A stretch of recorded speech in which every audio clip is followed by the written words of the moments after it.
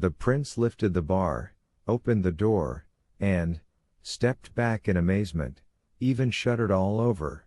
Before him stood Nastasia Philippovna.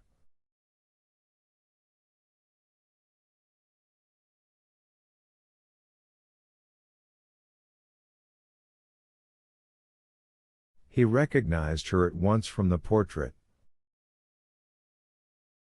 Her eyes flashed with a burst of vexation when she saw him. She quickly came into the front hall, pushed him aside with her shoulder, and said wrathfully, flinging off her fur coat,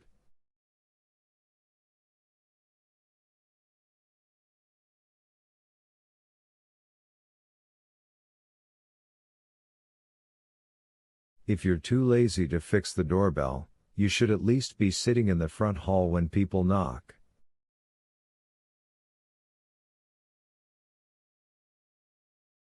"Well, there, now he's dropped my coat, the oaf." The coat was indeed lying on the floor. Nastasia Philippovna, not waiting for the prince to help her out of it, had flung it off into his arms without looking, but the prince had not managed to catch it.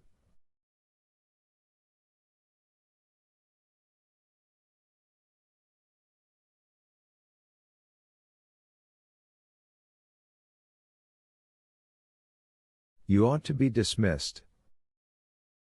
Go and announce me." The prince wanted to say something, but he was so much at a loss that nothing came out, and, holding the coat, which he had picked up from the floor, he went towards the drawing room.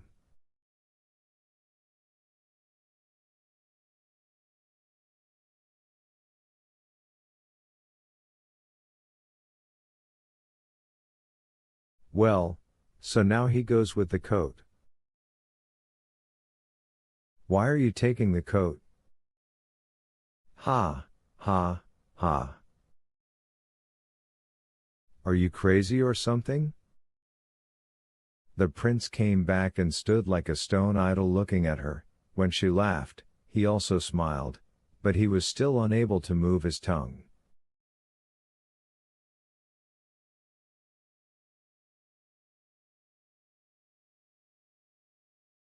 In the first moment, as he opened the door for her, he was pale. Now color suddenly suffused his face.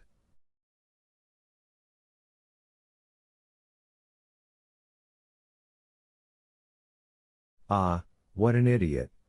Nastasia Philippovna cried indignantly, stamping her foot at him.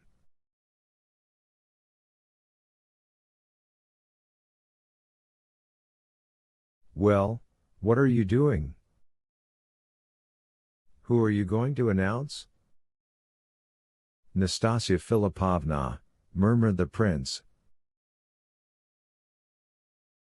"How do you know me?" she asked quickly. "I've never seen you before."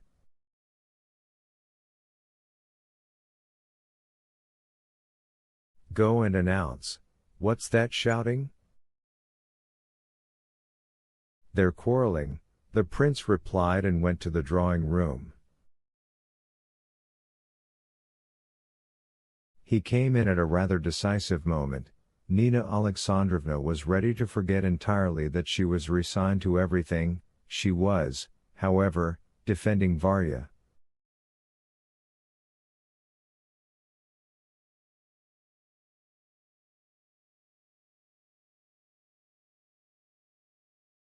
Tin, too, was standing beside Varya, having abandoned his scribbled over paper.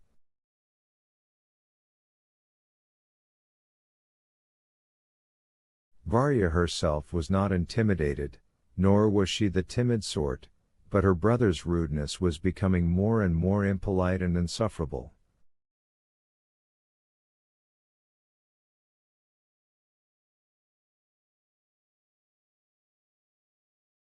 On such occasions she usually stopped talking and merely looked at her brother silently, mockingly, not taking her eyes off him.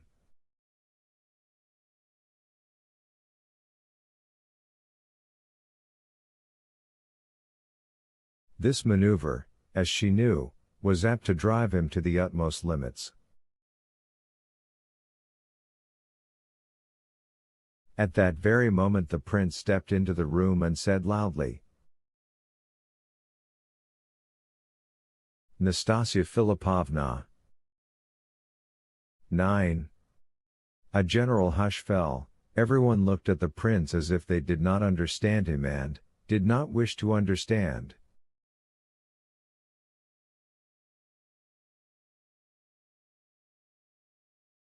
Ganya went numb with fright.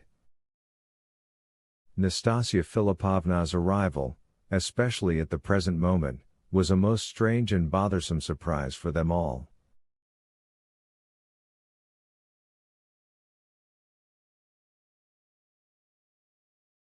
There was the fact alone that Nastasia Philippovna was visiting for the first time. Until then she had behaved so haughtily that, in her conversations with Ganya, she had not even expressed any wish to meet his relations, and lately had not even mentioned them at all, as if they did not exist.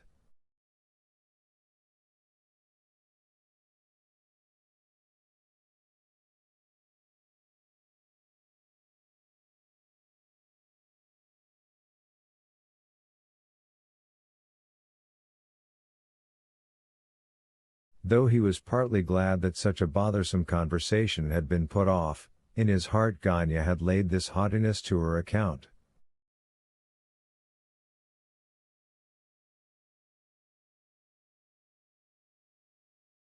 In any case, he had expected sneers and barbs at his family from her sooner than a visit.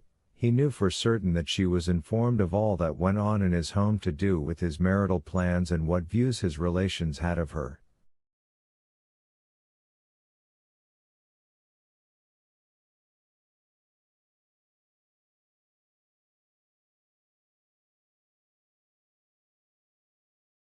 Her visit now, after giving him her portrait and on her birthday, the day when she had promised to decide his fate, almost signified the decision itself.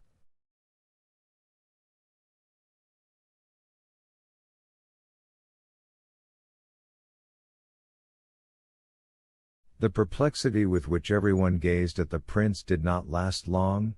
Nastasia Philippovna herself appeared in the doorway of the drawing room and again, as she came in, pushed the prince slightly aside.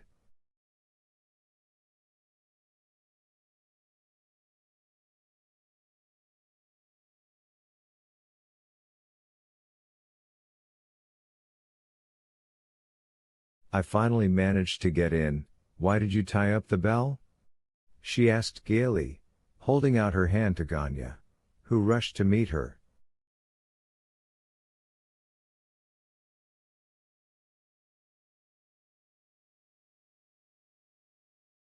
"What is this overturned look on your face? Introduce me, please." Completely at a loss, Ganya introduced her to Varya first, and the two women exchanged strange looks before offering each other their hands.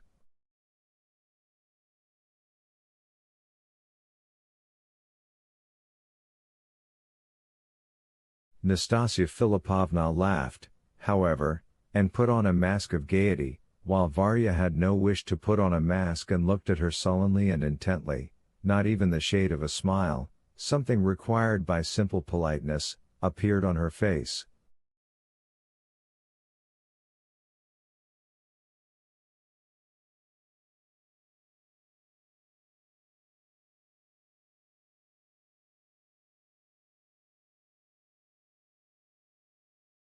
Ganya went dead. There was nothing to ask and no time to ask, and he shot such a menacing glance at Varya that she understood, from the force of it, what this moment meant for her brother.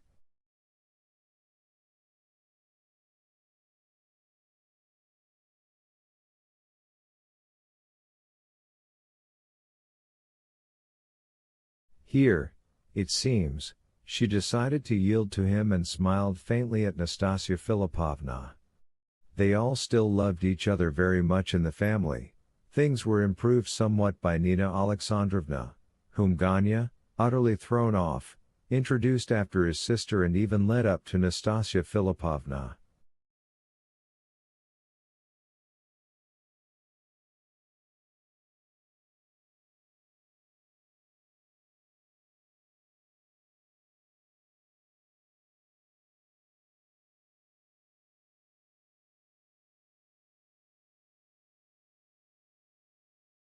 But Nina Alexandrovna had only just managed to start something about her particular pleasure when Nastasia Philippovna, without listening to the end, quickly turned to Ganya and, sitting down, though she had not yet been invited to, on a small sofa in the corner by the window, said loudly,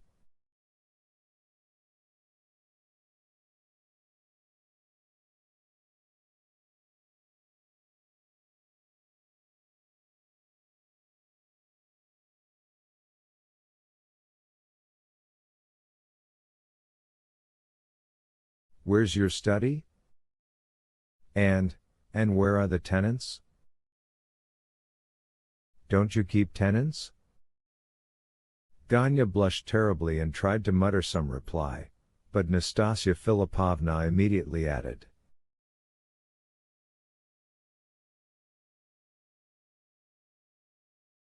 "Where can you keep tenants here? You don't even have a study. Is it profitable?" she suddenly asked Nina Alexandrovna. "It's a bit of a bother," Nina Alexandrovna began. "Of course, there should be some profit.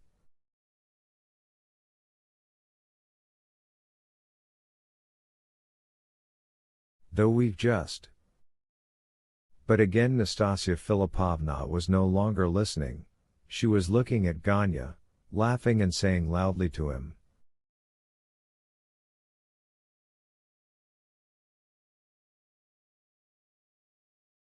"What's that face? Oh, my God, what a face you've got right now." This laughter continued for several moments, and Ganya's face indeed became very distorted. His stupor, his comical, cowardly bewilderment suddenly left him, but he turned terribly pale, his lips twisted convulsively, silently, with a fixed and nasty look, not tearing his eyes away, he stared into the face of his visitor, who went on laughing.